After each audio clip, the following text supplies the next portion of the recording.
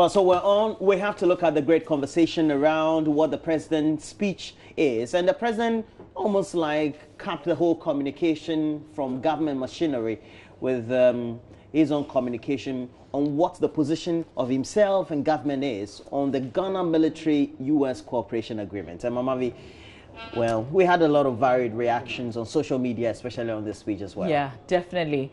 I just want to just give you a few pointers. First, we know that President Akufo-Addo defended the controversial military cooperation agreements with the U.S., insisting Ghana has not and will not offer the U.S. a military base. The president also took on his political opponents, describing them as cynics, and questions the NDC's credibility on the matter. We want to take a listen to the president. We will be back with a lot more, plus your comments.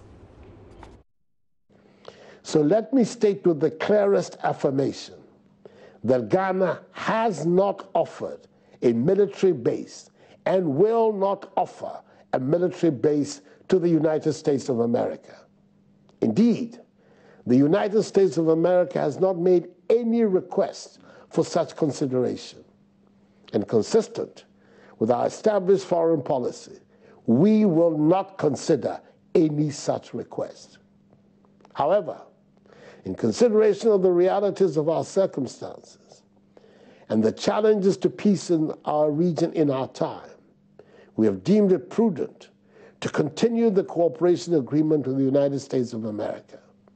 It is our firm belief that the agreement will help enhance our defense capability and offer an important layer of support in our common effort to protect the peace in our region. Fellow Ghanaians, let me conclude by saying how outraged I am by the defamatory comments from my political opponents, some of whose patriotism can be so easily questioned, that the sovereignty of this country has been sold by my government and myself. I will never be the president that will compromise or sell the sovereignty of our country. I respect deeply the memory of the great patriots whose sacrifice and toil brought about our independence and freedom. I have stood with you, the Ghanaian people, all my adult life, fighting for our individual and collective rights. Everything I have done since assuming the great honor and privilege of serving you as President of the Republic demonstrates that I remain focused on building a self-reliant, free, prosperous Ghana, which will be able to make her own unique contribution to the growth and development of Africa and the world. Let us concentrate and spend our energies on working together to achieve that goal of a happy and prosperous Ghana, and reject the hypocrisy of the naysayers who led our country into bankruptcy and the worst economic record of modern Ghanaian history. Let us rise above them and build the Ghana of our destiny, the land of freedom, justice, progress, and prosperity. Well, the president also explained the rationale behind government's decision to put the document before Parliament for scrutiny.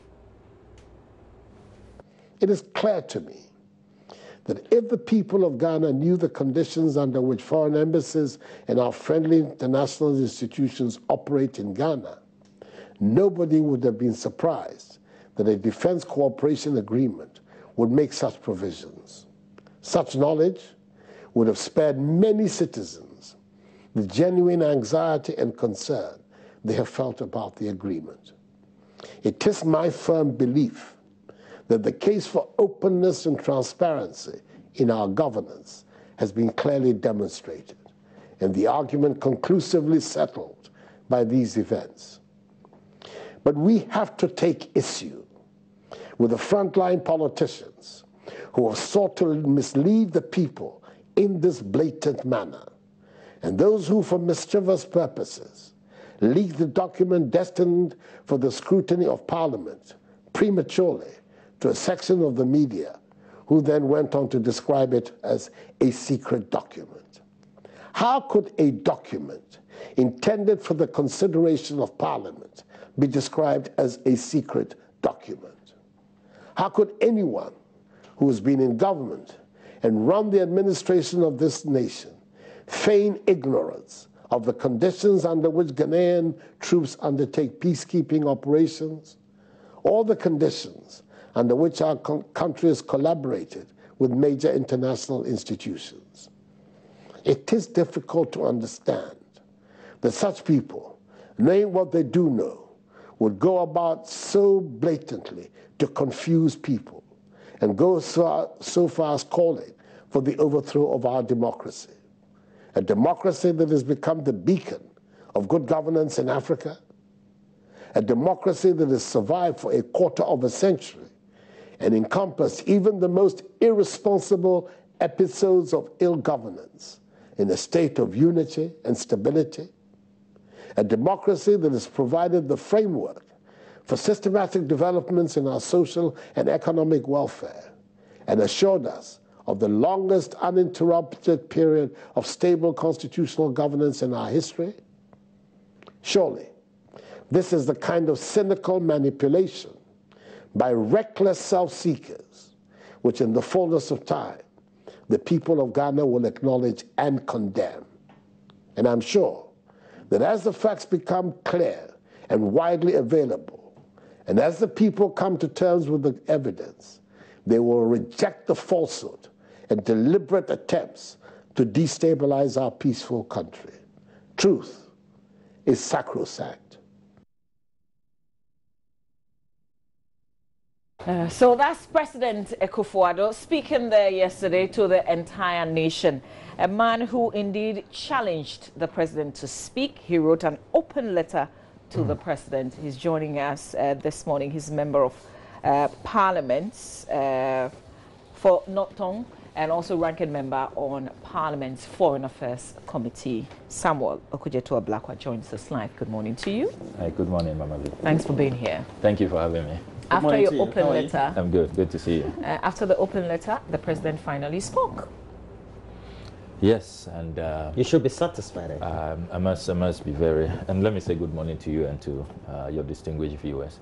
I must be very frank and very sincere with you that the president left me disappointed last night. I thought it was quite an anticlimax. I was really looking forward. I had an open mind. I thought that the president will seize the opportunity and be a father figure in this matter, will adopt an approach which is not inflammatory, which is inclusive, which will bring everybody to the table. In my open letter, I had appealed to the president that he should engage the nation, and whilst he engages the nation, he should create a platform so that all of these persons who are raising concerns, very eminent persons, from President Rawlings to Professor Akila Pasoya to Dr. Obeda Samoa, you saw the former vice president at the demonstration, you saw the former national security minister Kofi Totobi-Kwache under President Rawlings' era at the demonstration. These are not minnows, people who don't know what they are talking about. So can you create a platform that will include all of these persons and the political leaders? Because Article 19 of the agreement says that this agreement is in perpetuity unless you serve 1 year notice as a party in the agreement that you want to exit. If you do not, it's forever and ever. So all successive governments are bound by this agreement. And that is why in my open letter, I appeal to the president that he should create a platform. Let's try and take this heat away, the confrontation, MPP, NDC, the political football. This is national security. This is about international relations. Our relations with the United States of America is at stake. Our relations with other countries is at stake because other countries are watching. And you don't need all of this confrontation and the conflagration. You don't need it. But unfortunately, the president decided to rather strike a very belligerent, very adamant, and honestly, the president appeared, I don't know who advised him to adopt this approach. He honestly, with all due respect, he appeared very arrogant, very condescending. He just came to talk down to us, you know, and he called everybody who had concerns about this agreement hypocrites, misguided elements, people who are selfish, self-seekers, who are out to just an endurance agreement. If you come to the scope of this agreement, under Article 2, purpose and scope, Article 2.1 reads, this agreement sets forth a framework for enhanced partnership and security cooperation between the two parties with the aims of strengthening the defense relationship further and addressing shared security challenges in the region, including those relating to the protection of government personnel and facilities. So that's Article 2.1. Then you come to Article 5.1, which it's really the bone of contention. Article 5.1 says, Ghana hereby provides unimpeded access to and use of agreed facilities and areas to United States forces, United States contractors, and others as mutually agreed. Such agreed facilities and areas or portions thereof provided by Ghana shall be designated as either for exclusive use by United States forces or to be jointly used by United States forces and Ghana. Ghana shall also provide access to and use of a runway that meets the requirements of United States forces, unquote. So if you read this agreement in its entirety and you add Article 19, which talks about how all the previous agreements were temporal agreements, but this is enhanced, this is permanent, this gives a territory to the Americans, it gives them exclusive jurisdiction, that once you give them those territories, and I have Annex A to this agreement. Annex A spells out the territories that the Americans are taking over. So what is a base? You say territory as if we're allocating a huge land area or landmass exactly to them. We are making some allocations to them. Territory, land, structures. In the previous agreement in 2015, there were even some geo-co-locations that were indicated, which also give all the indications that certain locations were given to the Americans. Yes, nobody has doubted that. For example, the runway has been shared. And, so, and remember that. So what makes this different? And remember that, I'm glad you asked. All the previous agreements, the 1998 agreement was an Africa response agreement to crisis in the sub-region, so that they come in briefly and go. Short-term, temporal arrangements. The 2015 agreement, you had Ebola, you had Boko Haram. So they come in, and remember that we had declared Ghana the Ebola Response Center. The United Nations backed us. So it was to come support that initiative for, 5 weeks, and they were out. But this time, they are coming with their contractors to erect permanent structures. And I thought that the president would have used the opportunity yesterday to give us more clarity. Because you see, all we are asking for is clarity. All we are asking for. Remember that... So clarity on what exactly? Clarity on the articles in this agreement. Clarity on exactly what makes this agreement enhanced. Because if you listen to the president carefully and other government communicators, they say, oh, it's the same thing we've been doing since 1998. But the president... It's the same thing since 2015. Which of the articles in the agreement, the 2018 agreement, which the parliament, or which your member has ratified, which is ambiguous in the first place? Which article in there is ambiguous? There are many articles in this agreement that are ambiguous. That, well, they have become ambiguous now because what they mean to us and to everybody who reads it, the president says that, no, don't have that understanding. That's not it. But, Mr. Blakwa, to be fair, the president is the president. He's told us that this agreement is good for us. Yes. Collaborations would still have to go on. Yes. Why do you want to doubt him? Nobody is against collaborations. And in my open letter to the president, I even traced the history of collaborations with the United States since 1958, our long-standing relations. I mean, we have entered into these agreements. You see, what all of us are apprehensive about is a permanent presence which attracts all of the negative attention. And sometimes it's unfair on the Americans. But everywhere they've gone in the world, terrorists want to go after them. We can have that debate later as to what really has triggered that. Some have talked about some of America's foreign policy interventions elsewhere and all of that. People think that they can't have justice through the normal system, so they've resorted to. But no matter what, you cannot justify terrorism. Yeah, I would never support or justify terrorism. But there is genuine concern. I remember that this is not the first time that Africa has taken a strong position. under President Bush, when an African High Command was proposed to be established in Africa, the African Union passed a resolution that we don't want that. It attracts terrorists. But this definitely is not an African ECOWAS passed a resolution. It's not even a replica of that. SADC passed a resolution. So they had to go set it up in Germany, in Stuttgart. Now, this is talking about an enhanced military cooperation. It's talking about some permanent presence. We are signing an agreement forever and ever, in perpetuity. So, genuine concerns. But you can get out of this agreement if you want to. If you serve a 1-year notice. But just be reminded that the Cubans signed a similar agreement with the Americans for Guantanamo Bay. They served notice 50 years ago that they want their island back. They still don't have it. But we're not Cuba. You know? Yes, I agree that we are not Cuba. But I mean, once you commit to this agreement, you ratify this. It's forever and ever. Can I read the quotes? That is why, you see, the whole leadership approach has been wrong from day one. In my open letter to the president, I said that once you spoke to President Trump, as paragraph 4 of the preamble reveals, and you and President Trump initiated discussion that you're going to have an enhanced security cooperation which will span successive governments.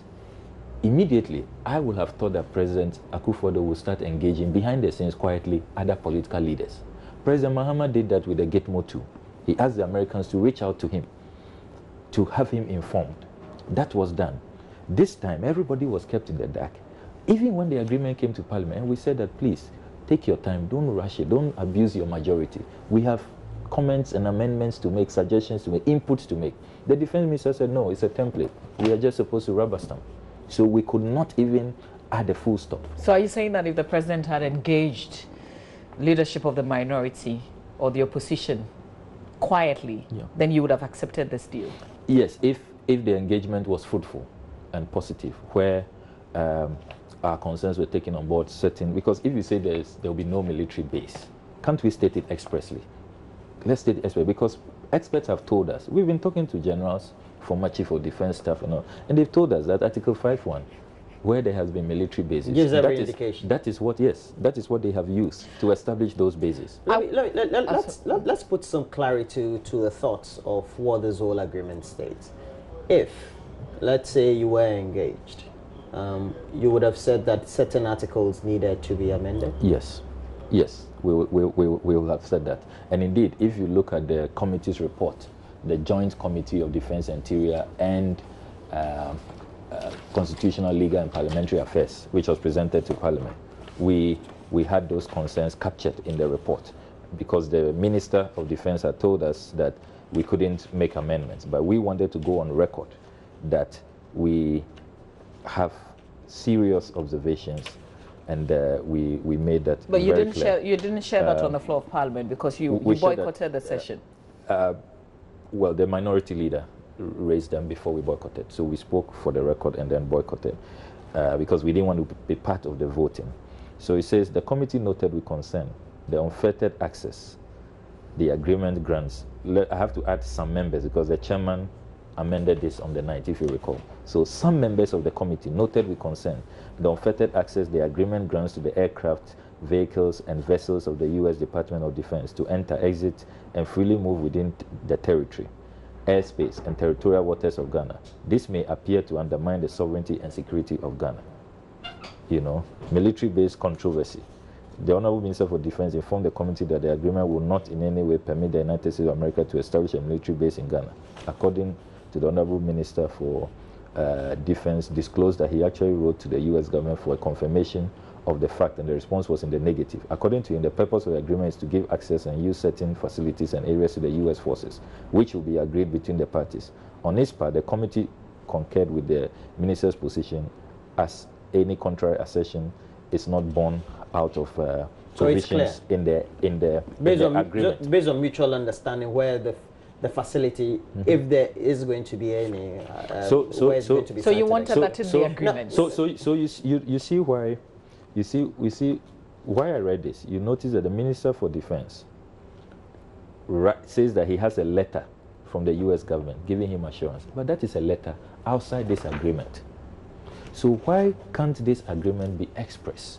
Let's factor all those. You see, on the fact that it's not going to be a base. Yes, there are letters scattered all over the place. They say that there's a letter. We don't see the letter, but they tell us, oh, we have a letter. We have assurance. I want the Americans to read, have not made a request. I want to read you know, a paragraph from the president's speech. Just a second. Even the $20 million that I heard the defense minister tell your network that Ghana stands to benefit from this agreement. Where in this agreement is the $20 million? Tomorrow but morning, he said that's not the purpose. Yes, for the and agreement. it shouldn't be, because it will even be insulting when we are discussing issues to do with sovereignty, national security. But you know that when you went on the protest, there were people Yeah. who were protesting who said that the president had sold Ghana for $20 million. Yes, but I heard the defense minister tell Joy FM the morning when this whole matter was being discussed. He said that because when he was asked that the Americans appear to be getting everything, what is in it for Ghana? Then he said, oh, we will get $20 million. So that is where it started from. But you go through the agreement even, and that $20 million. Roland, just before I want to read this from the president's speech. He said, I was fully aware of how such agreements had been handled in early administrations, but I decided that under my watch, any such agreement should be subject to the appropriate scrutiny of the people's representatives in Parliament in consonance with the requirements of accountable governance and the teachings of the Constitution. After all, you, the Ghanaian people, had voted massively for change. Therefore, there was simply no way my government would ever keep hiding from you, the people, agreements of such a nature. I believe that the fallout from this decision only shows the growing maturation of our democracy. He has a point right there, doesn't he? After all, the previous agreements, we didn't know about them. Some of you didn't even know. Again, the president deciding to be economical with the facts. The facts of the matter is that the Gitmo II Supreme Court decision is what has brought clarity to Article 75, that these agreements must receive parliamentary ratification. Meaning? Before the Supreme Court decision last year, successive governments since the era of President Were not Rawlings, compelled. when that was the understanding that changes its mind. So nobody has a choice. Then you see, we must also get one thing very clear. The president was speaking last night as though this agreement is just one of the previous agreements. It's just a normal agreement. It's an enhanced from the previous. Enhanced. But it's also a continuation of a certain relationship that you started. Let me read to you the memorandum that the Minister for Defense brought to Parliament, attached to the agreement, signed on the 14th of March. And you see the Minister's signature, the Honorable Dominic Nettle. Not once, not twice did he use this expression. This is paragraph 2.0. It says, with the expiration of the said acquisition and cross-servicing agreement. So Minister of Defense told Parliament that the 2015 agreement had expired. Paragraph 3.0, the acquisition and cross-servicing agreement has lapsed in duration. That's the Minister for Defense. Says it has lapsed.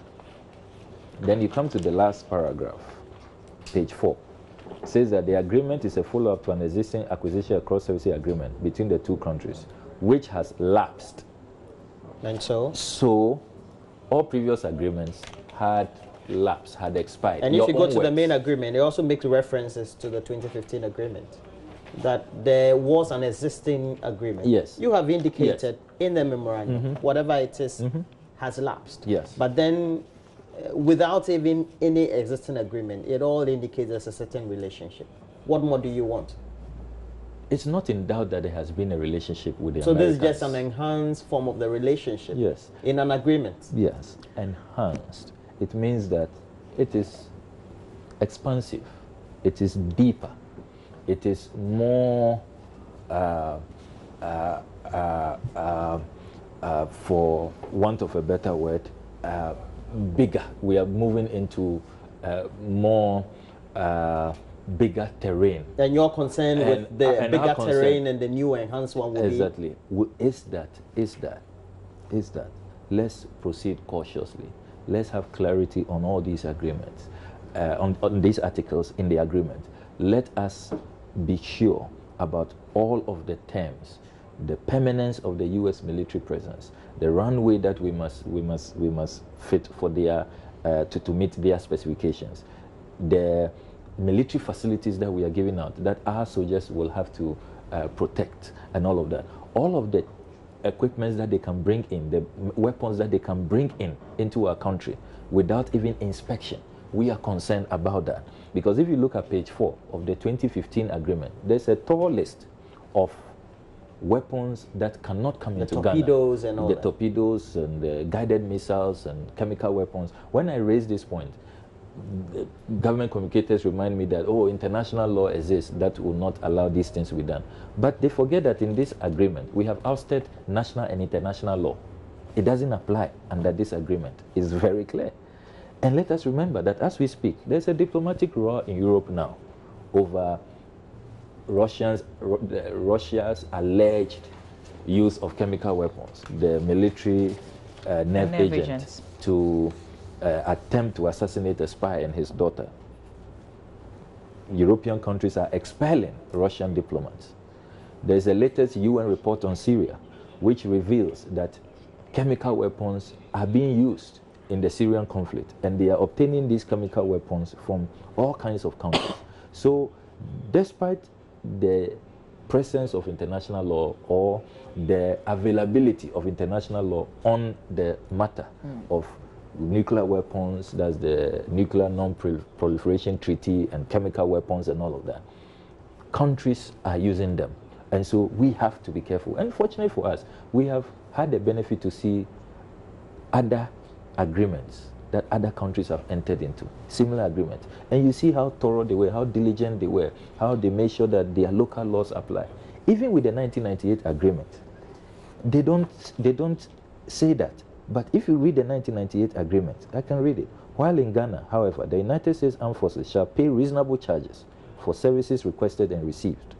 Such aircraft shall observe local air traffic control regulations while in Ghana. We didn't oust all our laws and our regulations because of an agreement, a military cooperation agreement. So I am saying that what is clear is that on the 7th and the 8th of August 2017, when the Americans arrived for a 2-day negotiation on this agreement, which our cabinet approved on the 8th of March this year, it is clear that, and it is an overwhelming feeling of Ghanaians. It's out there. You can check social media, talk to every Ghanaian, that our negotiators didn't appear to do a thorough job, a diligent job, a good job. Nobody is anti-American. That's one thing the president said yesterday, which was very, very insulting, that some of us secretly benefit from the largesse of the Americans and yet are whipping up anti-American sentiments. I mean, we have said time without number that we cherish our long-standing relations with the Americans. I belong to a party that, this Fourth Republic, 3 of the presidents, U.S. presidents that have had high-level visitations to Ghana, we have hosted 2, President Clinton and President Barack Obama. We cherish our relations with the Americans. But the point is that if this agreement had come from the Dutch, from the French, the Chinese, you still have Russians, reacted this way. I want us to rope in a Deputy Information Minister in charge of security, Nanama Dokure-Siameji, is joining us via phone. I want to say good morning to you. Thank you for joining us. Good morning, and thank you for having me. Sure. I'm sure you've also been monitoring the comments that have come through after the president's speech. Some people wanted the president to speak, particularly Ms. Akufo-Addo, who we're hosting here in our studio this morning, wrote an open letter to the president challenging him to speak. But there are some reactions that have come up after he spoke. First, how would you describe his mood? Some people have said that he appeared angry. Well, thank you for the opportunity, and good morning to my colleague, the Honorable Samuel Akufo-Addo, and good morning, Anama. Our cherished listeners. Unfortunately, I'm not in the studio today. Later on in the evening yesterday, I was called to show up, and then I was called again that the program was not going to come on. That's the reason why I'm not with you, and I'm currently on the road. So forgive me if the line tends to misbehave a little bit. Sure. But with regard to the president's speech yesterday, we have a listening president. He heard all the kind of comments that had come in, and he decided to respond, at least for the very important questions about selling the sovereignty of Ghana. We got the president assuring us and reassuring us that there's absolutely no way he will be able to, in all his sanity and being as rational as he can, being the Ghana-loving president that he is, be able to sell the sovereignty of Ghana for $20 million. In any case, there's absolutely no way he can be able to sell the sovereignty of Ghana at all, let us for $20 million. At that side, well, he acknowledged that he is outraged by that comment. But for the rest, I'm sure it was all in line. He really directed all his answers to all the questions that are being asked. And there are times when confident people are arrogant, and there are times when people are a lot more assertive, as seen as being snobbish. So I can forgive others for saying that he was angry. He was just being frontal in answering all the questions that needed answers. The minority still not satisfied with the responses that have been given. Would there be another opportunity? Would there be a more close encounter so people can ask follow-up questions? Or the president has spoken, that's it? I did not expect the minority to just pack up their baggage and say the president has spoken. So, of course, probably after today, very normal of them, we are expecting 2 or more press conferences from them addressing this issue. That's very, very, very, very characteristic of this kind of minority that we have. But I'd rather, just as the president said, they don't look at this issue with the political lenses, and they compare all the various agreements that we've ever had with them, and then see which one is a better negotiated agreement. For instance, if you pick up the 2015 agreement, there were articles in there. And if you should pick up the new one, that has 19 articles. This is simply so because all these kind of provisions that were hidden in omnibus statements in the 2015 agreement have been brought out of standalone provisions in the new one. So I think this new agreement is better structured for better execution, and it also allows for better scrutiny, because once everything is written in standalone, we can be able to scrutinize positions as it is written in the new agreement. So where we are with this agreement, finally, is it a done deal? When are we expecting the U.S. to go ahead? The Ghana Fed demonstrated against the sale of our sovereignty, and our sovereignty has not been sold. The Ghana Fed demonstrated against a military base, and as far as we are concerned, this government has not permitted the United States government to set up their military base here in Ghana. So their concerns have been fully addressed. It has taken the president of the land, the first gentleman, the commander-in-chief of the Ghana Force, to assure Ghanaians that he has not sold Ghana for $20 million. Even for other kind of assistance and aids and grants that the Americans have assisted Ghana with, it's way more than $20 million. There have been times that they've even assisted us with $500 million or so. So even if, in quote, Ghana would be sold, the sovereignty of Ghana would be sold, why will it be negotiated with such a low amount? The government of Ghana has, I reassure us, that he has not sold Ghana at all. Well said. Plans of selling Ghana let alone for even that little amount. Okay, so well said. Finally, I wanted to find out what is on the ground now. Are we going ahead? Are we expecting the U.S.? Are we beginning to see the agreements roll out in Ghana? Well, your question is quite interesting. To say, are we expecting the U.S.? The U.S. are already here. The 2015 agreement, they are already here. And I'm not so sure if you are aware, but since the beginning of last year, this year, they are already here, going on with their training, going on with everything that everything that was provided for in the 2015 agreement. And they have acted the same way within that. They have acted the same way the 2015 agreement permitted them to. People are now raising questions about how they are behaving in other countries here. It is different if this is a new agreement. But if we have had this going on for some decades now, why would we raise such questions now?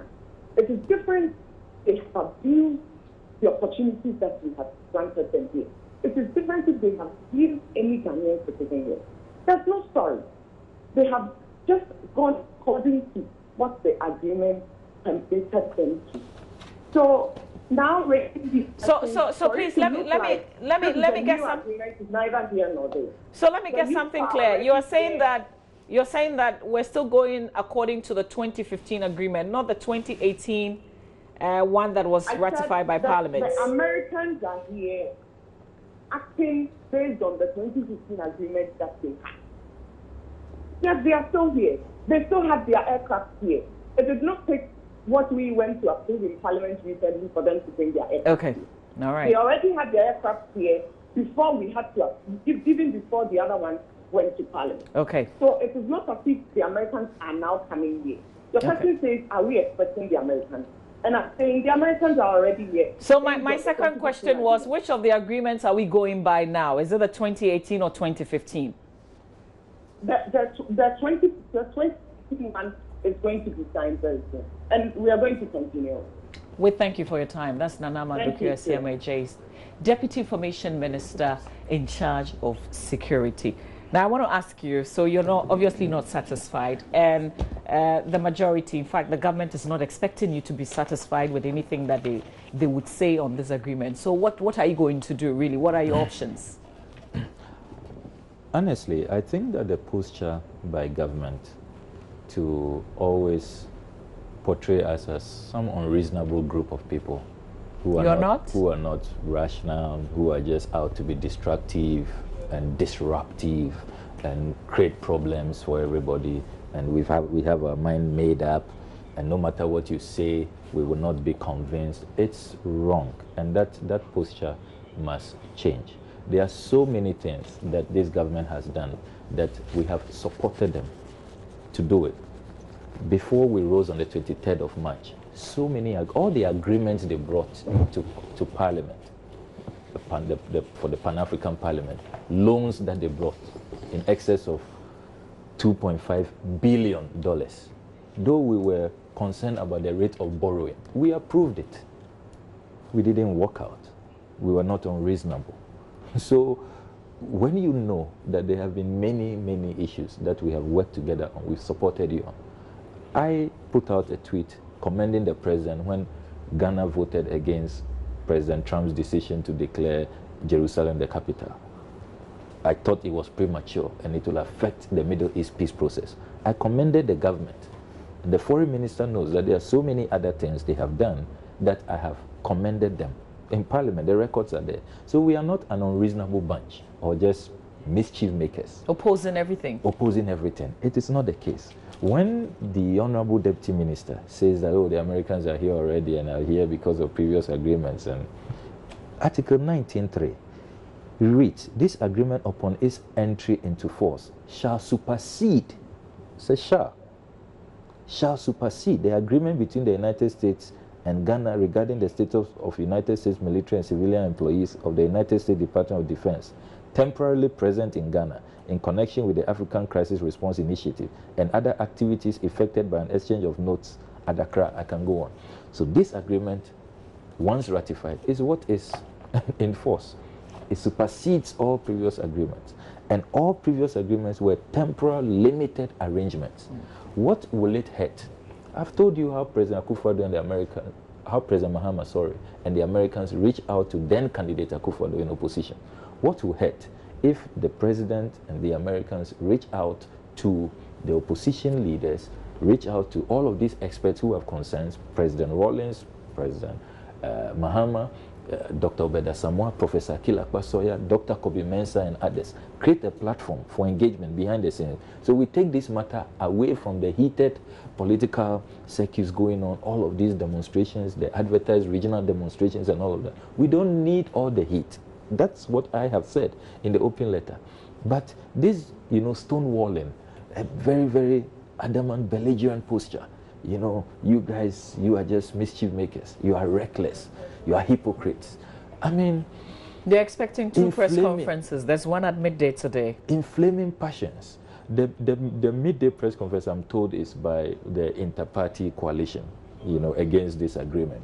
The minority, we are yet to meet to decide our next line of action. But clearly, my dear sister, you put aside all of what the minority say and just go out there and listen to independent minds, objective Ghanaians. Just put your ears on the ground. Listen to your viewers. People are genuinely apprehensive. People have genuine concerns. And it is not because they don't love Ghana or they don't like President Akufo-Addo or they want to make things difficult for him or they are unreasonable. So let the approach change. You see, we have come to a head because the leadership approach has been wrong from day one. It has not been inclusive. The statement you read from the president, he talks about scrutiny of parliament. And yet when your Minister of Defense brings the agreement to parliament, we are not allowed to scrutinize, to even put a dot on an I or cross a T. We were not allowed. You say, oh, it's just a template. That's what the Americans use everywhere. You can't touch it. And then you are talking about parliamentary scrutiny. Is that what parliamentary scrutiny is? So, honestly, the approach, the whole process has been wrong. The railroading of this true parliament is what has brought us here. Nobody is being unreasonable. And the president should stop talking down to us. He should engage. I mean, the president was not presidential last night. He was not presidential, honestly. What was he? He was not presidential at all. If he was a fighter, I've come out, I'm coming to give it to my opponents. Well, some of the utterances and phrases that have been targeted at the president have not been very civil too. What do you expect him to do? That's why the president rises above. You remember Gitmo 2? President Mahama was accused as having collected a bribe secretly of $300 million. The president called a press conference at the Flagstaff House, President Mahama, and he calmly addressed it that he will never do that. He has not collected money from anybody. They can check with the Americans. He didn't insult anybody. He was not angry and mad and talking down at people. He didn't do that. And this business of we being reckless and troublemakers, I mean, do you remember what was said in this country? I have official statements from the NPP when Gitmo 2 were coming into this country. What they said. Now today, we are the anti-Americans. They were not anti-America at the time. And what they even have continued to do in Parliament on Gitmo 2. The politics they have played with it and all of that. The same people who were worried about terrorists, that Gitmo 2 will bring terrorists. Then military base, which from Niger to Cameroon to Mali to Somalia, everywhere there has been one, there have been issues. You are saying that this is not genuine, it's not unfounded. And yet, your concerns you raised when Gitmo 2 were coming to Ghana are legitimate. You were not anti-America at the time. So, honestly, the president got it wrong. He did strike a wrong chord last night. He's only come to pour petrol into an already volatile situation. So we should expect more demonstrations, more protests. And as a minority, you haven't met on the subject too. What would you do? I would not be surprised if people get really angry because the president used some very choice words on those who have raised concerns. I have one of them, one of the choice words. He says, cynical manipulations by reckless self-seekers.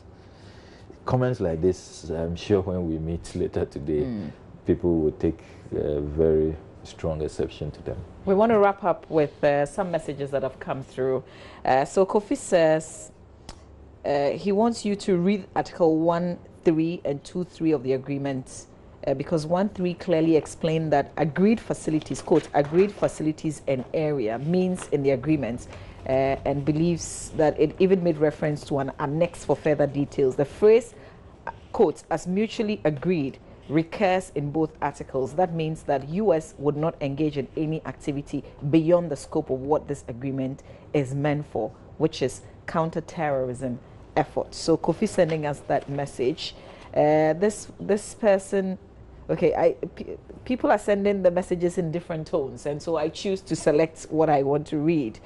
This one says the problem with the Ghanaian electorate is that they don't understand the concept of politics and always jumping on the bandwagon of unscrupulous politicians. And that's your message. Okay, thanks for sending that message. This person wants you to touch on the new Crusading Guides article. Okay, that's not what we're discussing. Apologies. This one says, okay, let's see, one last one. Mr. President, please stop the insult and address the issues. I'm disappointed. Okay, so Jonas Organ from Keji in Keta, I had to cut your message short because we have to wrap up on this. We really appreciate all the messages that have come through. Thank you very much for your time. Thank you very much. We've been grateful for your passing through the show. Yeah. Thank you very much. Okay, so we want to end with the president telling us about the decision. He stands by it. We will be back after this. Last week, at the height of the furore triggered by the U.S.-Ghana military cooperation agreement, a good friend of mine came to caution me on what he called the hazards of this democracy thing.